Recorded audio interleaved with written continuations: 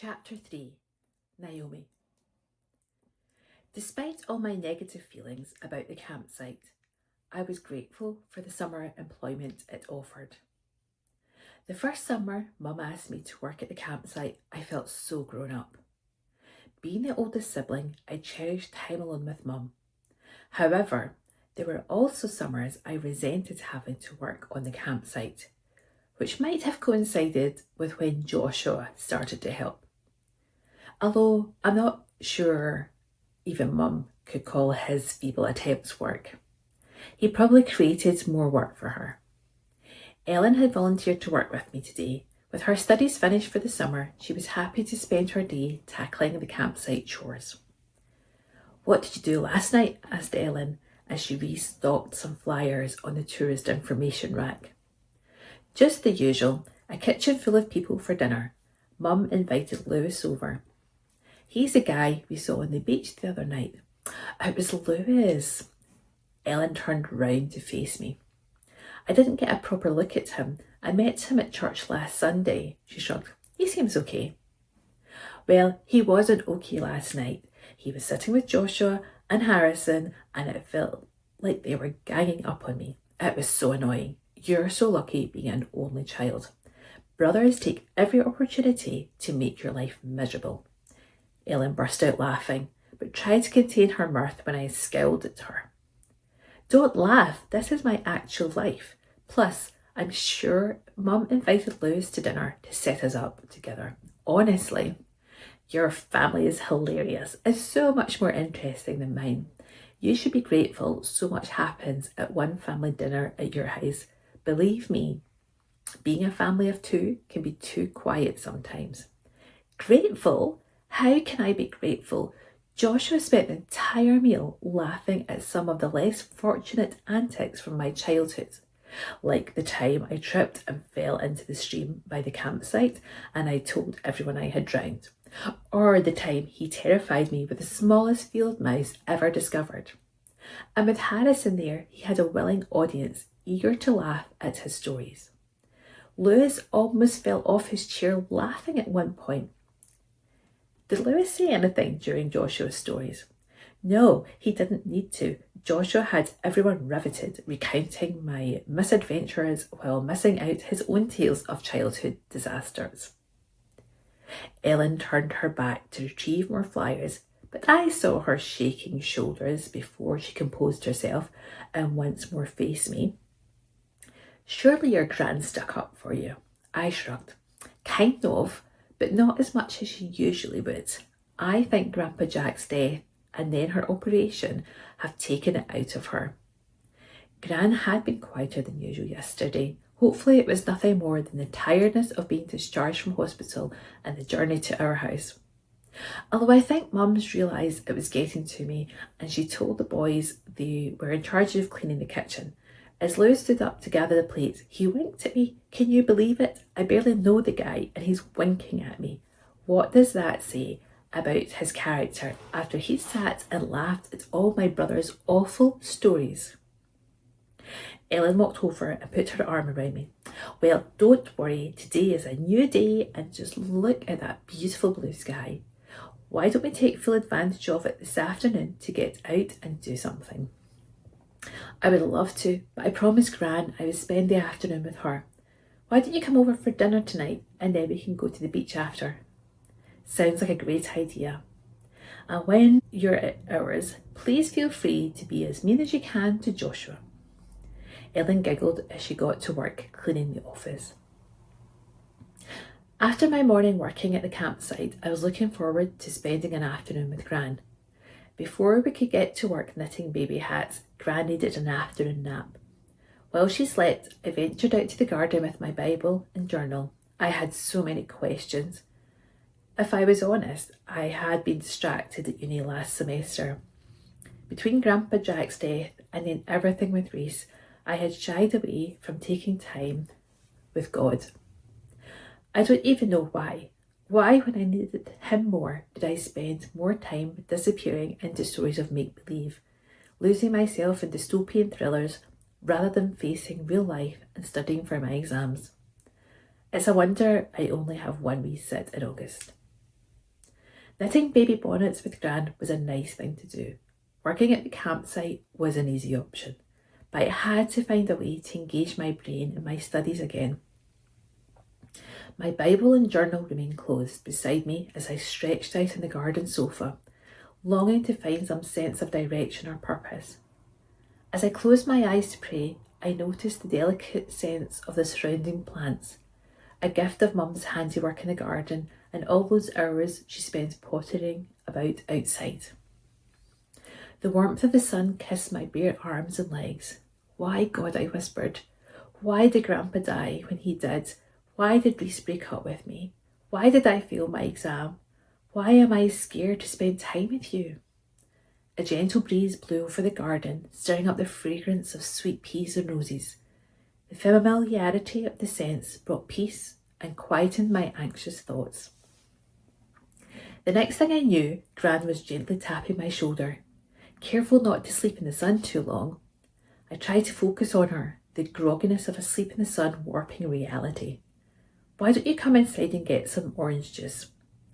I followed her slow steps into the cool of the kitchen and pulled out a chair. Gran sat beside me. She reached out her hand and brushed my hair away from my face.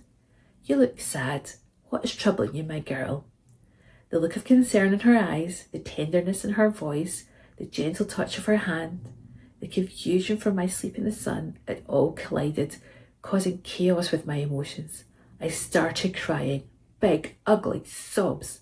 What was happening? Poor Gran. She was the one who needed me, and I was blubbering all over her.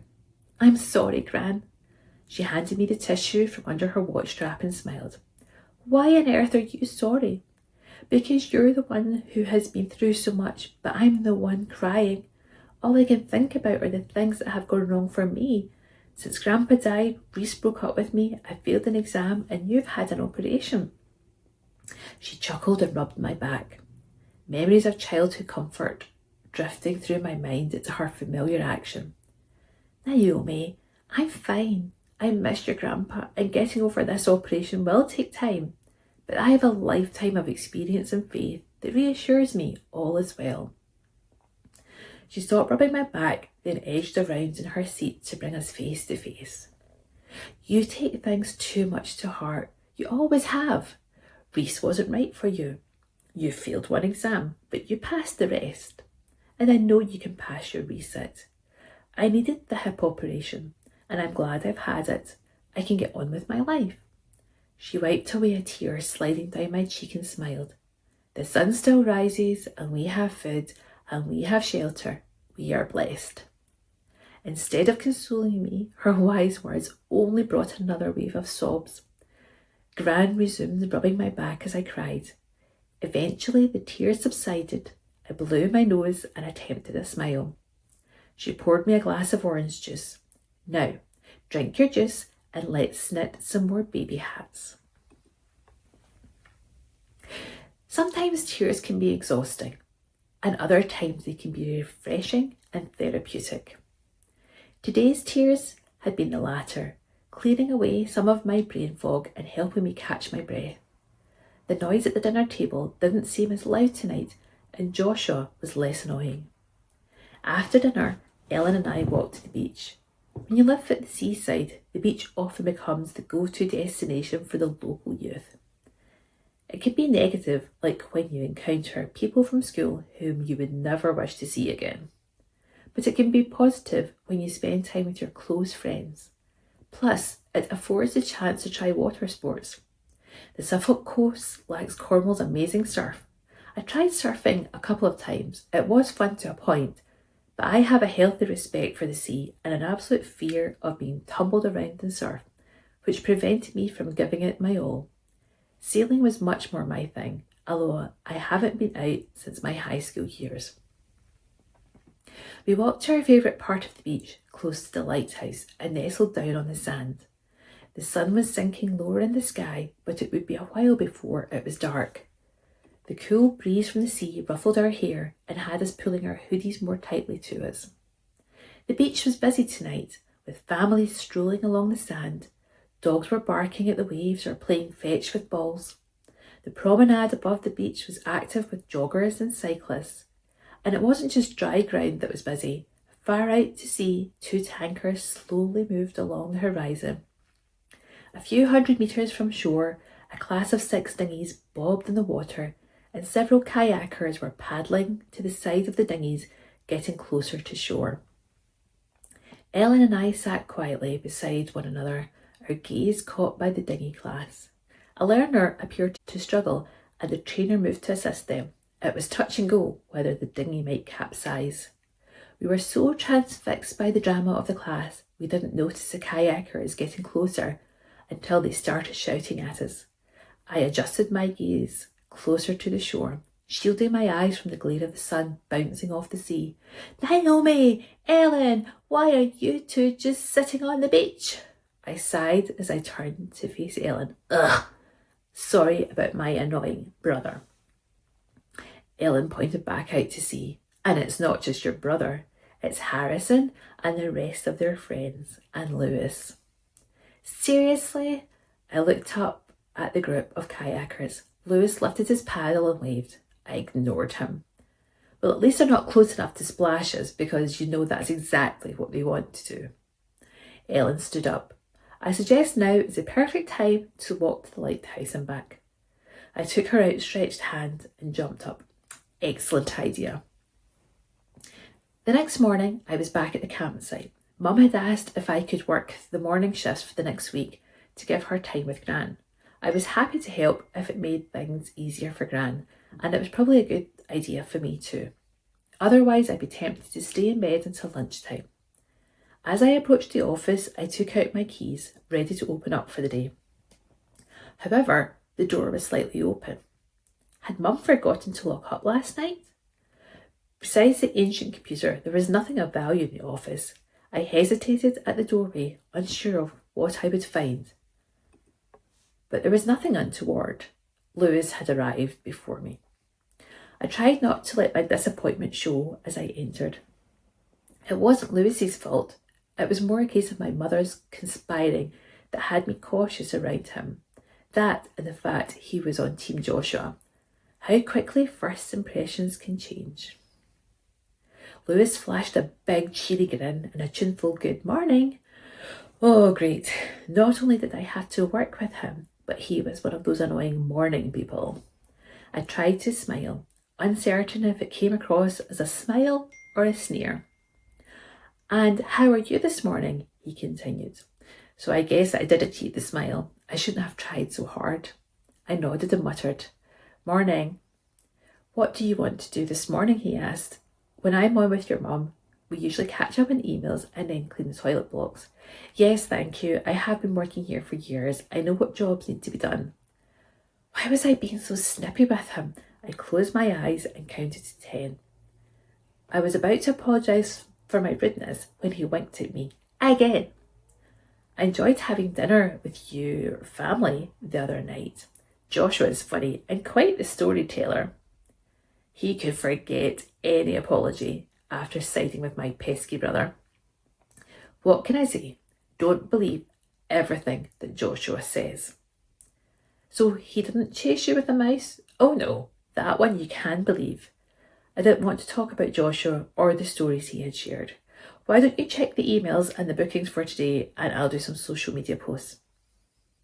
I've already posted some new photos on our sites. You did? His eager expression dipped a few notches. I sighed. I'm normally the one who deals with social media. When did I get so bolshy? This poor guy didn't deserve all my frustration to be directed at him. Once again, before I got round to apologising, he was already talking and taking away any regret I might feel. That's fine. You can do it tomorrow. For the second time in 10 minutes, I closed my eyes and counted to 10. Dipping my head, I walked past him to the other side of the office and made myself look busy in the hope he wouldn't engage in further conversation. An hour later, with the admin tasks taken care of and the office tidied, it was time to clean the toilet blocks. This is my least favourite task, but with my headphones in and an audiobook distracting me from the chore, I could almost pretend I was doing something fun. Except when the cleaning was done, it was time to go back to the office and Lewis. How was I going to survive another 2 hours with him? Thankfully, as soon as he'd finished cleaning the men's shower block, he set to work on weeding and edging the flower beds at the entrance to the campsite. At least that would give me a break. Besides cleaning the shower blocks, there wasn't enough work for both of us.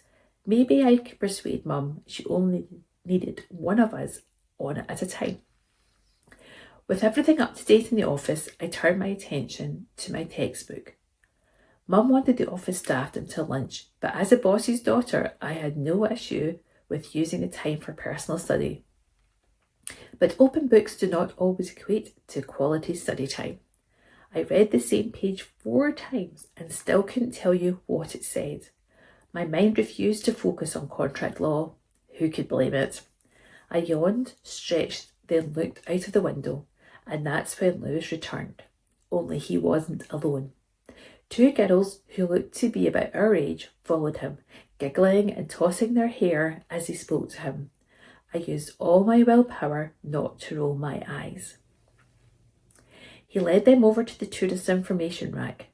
"So what do you recommend?" asked one of the girls as she twirled her long blonde hair. Lewis turned and looked at me. "You should probably ask Naomi. She grew up here." I tried not to snort in laughter at the unfolding scene. With wide eyes, Lewis looked at me. I looked away from him, trying not to laugh at his obvious cry for help. The 2 girls crossed their arms and dipped their heads to one side, already looking bored at the prospect of any suggestions from me. The only missing thing was someone tapping their foot or sighing. These girls wanted nothing from me. This fact-finding mission was all about Lewis, not local tourist attractions. Regardless, I knew I was expected to rattle off their options. "It depends what you like to do," they gave a non-committal shrug. "Would you like to browse boutique shops, take part in water sports, go hiking, explore the castle ruins, take a boat trip, or try your expertise at a zombie scavenger hunt in Ipswich?" They giggled and looked at Lewis. "What would you choose from that list, Lewis? You could come with us." And that's when I did the next mean thing. I picked up my textbooks and walked out of the office, ignoring Lucy's raised eyebrows and the subtle nod of his head beckoning me to help. I had no reason to help Lewis. He could fend for himself amongst his adoring fans. Why was he so frustrating to be around, and why was I mean to him? I never act this way. Maybe those tears of yesterday weren't quite as cleansing as I'd hoped.